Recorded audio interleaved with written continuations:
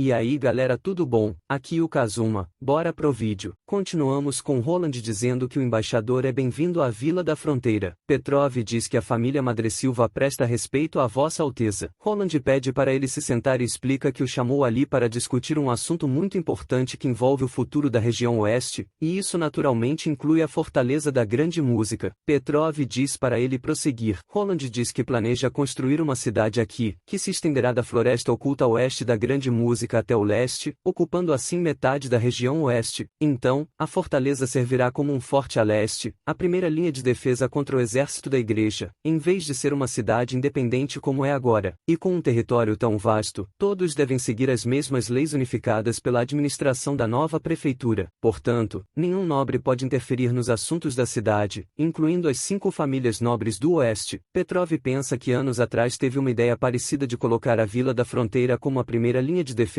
contra as bestas e usar a terra entre os 2 pontos, mas naturalmente o Duque Raya não aceitou. Mas, para sua surpresa, Vossa Alteza Roland fez isso e de forma perfeita ainda. Então, já que ele compartilhou seu plano, não há dúvidas de que a decisão está tomada e nada pode impedi-lo de seguir com o plano. A única coisa que pode fazer é seguir seus próprios interesses nessa mudança abrupta. Então, Petrov pergunta o que é necessário para a família Madressilva ter alguma utilidade para ele. Roland diz que o embaixador o surpreendeu, tanto com a ideia de resgatar a fortaleza quanto com sua atitude positiva hoje. São decisões sábias que raramente são vistas em um nobre, e ele pode continuar ajudando na administração na região da fortaleza, contanto que a família Madressilva esteja disposta a aceitar o governo dele. Petrov diz que tanto seu pai quanto ele sempre obedecem aos desejos de Vossa Alteza. Roland diz que não está falando sobre pessoas, mas sim sobre territórios. No futuro, sob o seu governo, os nobres terão a posse do território, mas não o direito de governá-lo. As leis, suas aplicações e outras políticas serão impostas por decretos expedidos pela prefeitura. Petrov fica surpreso, e Roland continua explicando que o território pode ser herdado de geração para geração, o que inclui os títulos, fazendas, oficinas ou qualquer outro negócio. Isso, juntamente com a terra, ainda pertencerá à família Madressilva, e ele jura por sua honra que esses direitos são garantidos, exceto pelo direito de governar, e a terra continuará sem mudanças em relação ao que era antes e prosperará ainda mais sob novas políticas. Além disso, Petrov pode escolher retornar ao seu território e governá-lo. No entanto, após completar a construção da nova cidade e expandir as fronteiras, as terras conquistadas não pertencerão mais aos proprietários originais. Mais tarde, Rouxinol pergunta se Vossa Alteza acha que o embaixador vai aceitar. Roland diz que não tem certeza e que não importa se ele aceitar, pois Petrov ainda precisa convencer o Conde Hu, e se o Conde ainda pretender governar o próprio território, não haverá nada que ele possa fazer. Rouxinol pergunta se Roland não quer perdê-lo. Roland responde que não, pois, mesmo sendo um nobre, o rapaz é inteligente e humilde, além de ter um talento natural para administrar o comércio e na administração. Em 1 ano e meio na Fortaleza da Grande Música, ele com certeza se tornará um oficial do governo capacitado. Rouxinol pergunta se Petrov conseguir convencer o Conde, se realmente Roland pretende mesmo deixar a capital nas mãos dele. Roland diz que se ele conseguir conquistar Greykastle, a capital naturalmente precisará ser transferida para outro lugar. Além disso, as cidades que estão longe da região oeste precisarão ser administradas por funcionários enviados da região dele. Rouxinol diz que está tudo bem e que não é como se ela entendesse essas coisas. Além disso, a nova bruxa estará aqui em breve. Roland pergunta se Rouxinol vai interrogá-la. Rouxinol responde que estará com Wendy e que Wendy é melhor nisso. Então, Roland concorda em deixar essa tarefa com elas e pensa que, por questões de segurança, Rouxinol precisa confirmar a identidade antes que uma bruxa estrangeira seja aceita, pois é necessário retirar a pedra de retaliação para identificar mentiras e evitar qualquer complicação. A Tescrow fez um compilado de perguntas genéricas para ajudar Rouxinol na identificação, e mesmo que a bruxa possa enganar Rouxinol 1 ou 2 vezes, será impossível passar por todas as perguntas. E contanto que a bruxa tenha boas intenções, elas vão se dar bem. De repente, Barov aparece chamando por Vossa Alteza e pergunta se ele vai mesmo contratar bruxas com um salário de 1 moeda de ouro por mês. Roland concorda, mencionando que esse é o padrão de salário da União das Bruxas, que é também um emprego mais bem pago, e isso não apenas representa o tratamento após a contratação, mas também afirma o status delas. Barov sugere que Roland envie pessoas para procurá-las da mesma forma que fez com o povo para entregar espiões. Roland questiona qual seria a diferença entre isso e o que a igreja faz. bruxas. Ele deseja que as bruxas venham por vontade própria e contribuam com sua força em prol da vila. Ele pensa que se decretar uma recompensa por encontrar uma bruxa, essa informação provavelmente será considerada uma nova forma de negócio, e a longo prazo, essa política afetará negativamente o slogan da vila, trabalho duro e prosperidade. Portanto, é vital aumentar a contratação de bruxas que ajudarão a corrigir isso. Wendy aparece notificando que elas confirmaram a identidade da menina e que não houve problemas com as respostas dela. Roland diz que entende e sabia que elas estavam sendo excessivamente cautelosas, mas Wendy diz que esse nível de cuidado é necessário, e a segurança de Vossa Alteza sempre será a prioridade máxima delas. Roland concorda e diz para chamar a menina. Papel entra, aparentando estar assustada. Wendy diz para ela não ter medo e que aquele é Vossa Alteza Roland. Ao olhar para a menina, Roland pensa que estar em um lugar desconhecido deve estar deixando-a com medo, e vai demorar um tempo até que ela se acostume. Ele diz que não precisam ter pressa com o teste de habilidades dela e que aprenderão aos poucos enquanto ela se acostuma. Além disso, ela deve estar cansada da longa viagem, então Wendy poderia levá-la para tomar um banho e deixá-la descansar um pouco, além de preparar o que for necessário para que ela fique no lar das bruxas. Wendy concorda. Mais tarde, na banheira, Wendy pede a ela para fechar os olhos. A menina concorda, e Wendy joga um balde de água nela. Wendy pensa que foi uma boa decisão de Vossa Alteza, e na associação, ela cuidou de Folha e Lírio para ter a certeza de que elas se sentissem confortáveis. E a vida de todo mundo mudou tanto desde que chegaram à Vila da Fronteira, que agora não precisam se preocupar em sobreviver, e ela é muito grata pelo que Vossa Alteza fez por elas. Além disso, estava um pouquinho triste por não ter uma bruxa para cuidar, mas agora pelo menos a alegria de ser uma irmã mais velha voltou. Além disso, essa criança está muito magra, mas o bom é que ele é uma bruxa e, com uma boa alimentação, vai voltar ao normal rapidinho. Wendy checa a temperatura e ajuda Papel a entrar. A menina se sente um pouco desconfortável no início, mas logo se acostuma e relaxa, enquanto Wendy senta atrás dela e pergunta quando ela descobriu que era uma bruxa. Papel diz que foi há 2 anos, no inverno. Wendy diz que é normal, pois as bruxas despertam seus poderes nos meses dos demônios, quando a magia está abundante. Papel pergunta se esse é o poder demoníaco, e Wendy nega, explicando que tornar-se uma bruxa é algo muito normal. Apesar de terem a capacidade de fazer coisas que outras pessoas nem podem imaginar, elas não são muito diferentes do que eram antes. Além disso, algumas centenas de anos atrás, as bruxas eram vistas como pessoas abençoadas pelos deuses. Papel pergunta se isso era verdade, e Wendy confirma, dizendo que a magia é uma força natural, como a luz do sol, que está por toda parte, e ela crescerá com o corpo da pessoa e se fortalecerá com o tempo. Para suportar isso, é preciso aprimorar a capacidade do próprio corpo, caso contrário, sofrerá com a mordida. No entanto, a igreja usava isso para espalhar mentiras de que as bruxas estavam sendo engolidas pelas forças demoníacas. Wendy consola Papel, explicando que, como ela despertou 2 anos atrás, o ano passado deve ter sido difícil quando completou 1 ano como bruxa. No entanto, agora, na Vila da Fronteira, não precisa se preocupar, pois tudo ficará bem. Se praticar corretamente, passará pelo dia do despertar deste ano sem problemas, e todas estão ali para ajudá-la. De repente, Lírio abre a porta e diz que ouviu falar que há uma nova irmã e pergunta onde ela está, e veio ali só porque Lua disse que adoraria vê-la. Lua desmente e diz que foi Lírio que quis vir aqui e que não deve tomar banho se pretende praticar hoje. Lírio responde que não precisa se preocupar, pois está tudo bem tirar um dia de folga, já que Vossa Alteza não vai incomodá-la, e ela não é a irmã Ana. Lua chama Lírio de traidora, e Lírio diz que, se a nova bruxa quiser, pode chamá-la de irmã Zona, mesmo que pareçam ter a mesma idade. Lua pergunta por que deveria fazer isso, já que não se lembra de Lírio a chamando assim, então é uma traidora. Wendy conta que as duas são bruxas da vila e pareciam com Papel quando chegaram, especialmente Lua misteriosa, que era mais tímida e só falava sussurrando. Lua comenta que tem medo de Vossa Alteza achar que ela é fraca, mesmo que ele tenha dito que precisa dominar a física elemental. Ela não consegue ler todas aquelas palavras e passou por pouco na última prova. Lírio segura o riso, brincando ela diz que, quando Lua aprender todas aquelas fórmulas estranhas do livro, Vossa Alteza já terá unificado Greykastle e não precisará da ajuda das bruxas. Além disso, Lírio pergunta qual é o poder de Papel. A menina diz que pode derreter a neve. Lírio pergunta o que mais, e se pode fazer a neve derretida voltar a ser neve. Papel diz que não, mas pode tornar a água quente em água gelada rapidamente. Wendy pensa que é um controle de temperatura, mas fazer a neve derreter é aquecer e fazer a água quente ficar fria é esfriar. Com isso em mente, Wendy pergunta se ela só usou seu poder na água. Papel diz que as outras coisas não mudaram. mudaram. Então, Wendy pede para tentar isso na água com espuma. Papel usa sua magia, colocando a mão na água e fazendo a espuma desaparecer. Wendy fica intrigada e pergunta que poder é esse. Em outro momento, Petrov diz que irá apoiá-lo com todo o seu poder, e a família Madressilva fará o mesmo, e ele convencerá seu pai e outros nobres. Roland diz que isso seria ótimo. Petrov comenta que está testemunhando as mudanças extraordinárias e o desenvolvimento do território de Vossa Alteza, e é a cidade de seus sonhos. Portanto, se a família Madressilva também puder prosperar nessa nova cidade, seu pai não teria nenhuma objeção. Roland concorda que ele está certo e que toda Graicastle será transformada em um lugar confortável para se viver. Petrov diz que então retornará à fortaleza e repassará essa informação ao seu pai. Roland diz que quanto às outras famílias, oferecerá os mesmos termos e não discriminará nenhuma delas. E Petrov pode organizar um banquete no castelo para transmitir sua mensagem, e ele concorda. Roland diz que quanto às bruxas, agora não precisa mais esconder nada, pois com os programas de educação em ação há tanto tempo, qualquer um que ainda esteja disposto a apoiar a igreja deve ser retirado da região oeste. Quanto à forma disso, ele pode fazer como quiser. Petrov concorda e sai da sala, enquanto Roland se espreguiça. Ele pensa que essa parte terminou, e a construção do barco de cimento está sob os cuidados de Karl. Portanto, ele pode tirar uma folga e dar uma volta no jardim. Como as bruxas costumam treinar ali, Papel não deve ser uma exceção. Além disso, Wendy disse que a habilidade dela não parece ser manipulação de temperatura ou restauração de materiais, então ele está animado para ver o efeito da habilidade dela em outras coisas além da água. Além disso, as árvores estão se movendo um pouco além do normal, como se fossem criaturas de plantas gigantes, e o jardim inteiro parece estar respirando em sincronia. Ao fundo, ele avista uma fogueira, e Wendy informa que elas estavam ali. Roland se aproxima e pergunta o que é tudo isso. Tilly explica que a habilidade da folha evoluiu e ela se transformou no jardim inteiro. Roland pergunta onde ela está, e Tilly diz que ela se tornou uma com as plantas e agora é parte de tudo que estão vendo ao seu redor. Preocupado, Roland pergunta se ela não pode voltar ao normal. Folha diz que só precisa parar de usar sua habilidade para voltar ao normal. Roland comenta que, se prestar atenção, ela usou o som de folhas e galhos se movendo juntos para falar. Folha confirma que não se limita apenas a falar, pois pode ouvir, ver, cheirar e tocar, e pode sentir cada mínima mudança no jardim. Também pode perceber passarinhos pegando galhos para construir seus ninhos, insetos escalando ramos, e é difícil descrever a sensação em palavras. Além disso, a senhorita Tilly está correta. Agora ela é o próprio jardim e percebeu a presença dele assim que entrou. Roland fica impressionado com tudo o que está acontecendo no jardim e pergunta como ela fez isso. Folha diz que não tem certeza, pois apenas seguiu seu desejo de cuidar de novas plantas e animais, continuou treinando com a ajuda dele, e eventualmente a natureza respondeu ao chamado. E talvez seja isso que ela estava buscando, tornar-se uma com a floresta e com tudo o que ela cria. Roland pergunta se ela usar seu poder mágico na floresta oculta, também pode se tornar parte dela. Folha especula que não, e mesmo que pudesse, demoraria muito tempo. Além disso, manter essa forma não usa nenhum poder mágico, e a floresta pode até restaurá-la, mas sua mente fica mais lenta toda vez que aumenta sua influência. E se ela expandir lentamente, pode se tornar uma com a floresta oculta em alguns anos, mas teme que possa acabar perdendo a consciência se expandir rápido demais, pois sentiu que seu cérebro não podia aguentar muito tempo quando começou a se unir, como se sua mente fosse um vasto oceano vazio, e sua mente só voltou ao normal depois de gastar muito tempo se ajustando. No entanto, pode se unir com as plantas que já controlou antes sem efeitos colaterais. Roland fica impressionado com a complexidade disso e pensa que, em comparação com Anne e Lírio, que evoluíram olhando para uma escala menor, a nova habilidade da folha parece vir de uma visão em larga escala, e seria impossível para qualquer inimigo se esconder dela caso algum dia ela consiga controlar a floresta oculta. Wendy informa que, de acordo com Agatha, agora que a União possui outra bruxa com um despertar superior, e eles já estão com metade do tamanho da antiga Federação. Roland comenta que Agatha estaria muito animada se estivesse aqui e pergunta quanto a Papel. Wendy diz que as habilidades dela precisam de mais alguns testes, e ela descobriu algo estranho. Wendy estala os dedos, e duas bolas de neve embrulhadas em folhas caem. Ela pega uma delas e a coloca perto do fogo, e diz que está ensinando o Papel a regular a quantidade de poder mágico usada para uma liberação estável, assim como ele a ensinou. Mesmo que ainda não tenha dominado completamente sua habilidade, o resultado é mais ou menos o mesmo. Wendy pega a bola de neve e, batendo nas vinhas, elas se abrem, e dizendo a Papel para tentar usar seu poder nisso. Papel usa sua habilidade. Roland pergunta se é aceleração do tempo, mas ele pensa que não, pois o tempo é apenas um conceito criado pelos seres humanos por conveniência, não sendo algo que exista. Então, como seria possível interagir com isso? Wendy diz que no começo também pensou que era manipulação do tempo, mas a senhorita Tilly disse que não era isso. Vemos Papel usando a magia no pêndulo, e depois de alguns instantes, ela já aparenta estar zonza. Wendy diz que se tivesse acelerado o tempo, o pêndulo deveria ter acelerado. Roland pensa que é verdade e parece que ela não está afetando o tempo, mas sim a atividade das partículas. Então a magia dela muda a energia das partículas, e a olho nu, se mostra como congelamento ou derretimento. E provavelmente, Papel não sabe disso, e ela só está liberando sua magia de acordo com a intuição. É por isso que não causa quase nenhum efeito em outros objetos. A oxidação, afinal, é um processo que leva um bom tempo para se manifestar. Se seu chute estiver correto, significa que a habilidade dela é basicamente um catalisador natural. No castelo, Roland continua dizendo que assim que a habilidade de Papel se estabilizar e ela aprender a controlá-la com mais precisão, as pesquisas químicas terão um grande avanço. Além disso, a produção de ácido sulfúrico e ácido nítrico está indo bem. Como eles já têm um conceito geral sobre a produção de explosivos, assim que aumentarem a produção de munição, não será difícil desenvolver uma nova geração de rifles automáticos. De repente, o alarme toca, e Rouxinol diz que vai cuidar disso. Roland pede para ela tomar cuidado, mas Rouxinol diz para não se preocupar, pois eles não podem tocá-la. Roland pensa que as bruxas devem estar muito entediadas ficando aqui dentro o dia todo por causa dessa grande quantidade de neve. Ainda mais as bruxas combatentes que Tilly trouxe, elas devem estar ansiosas para lutar e se gabarem de suas habilidades, ou talvez estejam competindo por hierarquia. No entanto, Rouxinol estava pronta para ir assim que o alarme tocou. Então é assim que uma bruxa de combate cutuca outra, e se ela se empenhasse tanto assim nos estudos seria ótimo. Além disso, elas podem sair e lutar para acabar com o tédio, mas as bruxas de suporte não têm a mesma sorte. Então, é hora de fazer algumas coisas para o entretenimento. Soraya pergunta se Vossa Alteza tinha alguma tarefa para ela. Roland pergunta se Soraya estava ocupada ultimamente. A garota diz que não, e ultimamente há muito menos pessoas trabalhando na fábrica, então só gasta metade do dia para revestir o que produzem, e só ficou ocupada quando ajudou o alquimista-chefe Kyle com aquela caixa de metal. Mas comparando ao tempo que ficava parada no acampamento na associação, prefere viver a vida que tem agora. Além disso, fica muito feliz em ser útil para ele. Roland fica impressionado com o sorriso dela e diz que a chamou ali porque queria fazer algumas cartas. Soraya pergunta se são mais cartas de Gwen. Roland diz que não, e elas já devem estar cansadas disso. E as novas cartas vão ser bem simples, tendo 4 naipes que vão de 1 a 13, e para completar o baralho, com um coringa pequeno e um grande, para dar um total de 54 cartas. Soraya pede para deixá-la tentar, e Roland pensa que isso é bem nostálgico. Diferente do Mahjong, tudo o que precisam para jogar pôquer é um deck de cartas, e esse deve ser o jogo mais popular do mundo com suas diferentes formas de jogar.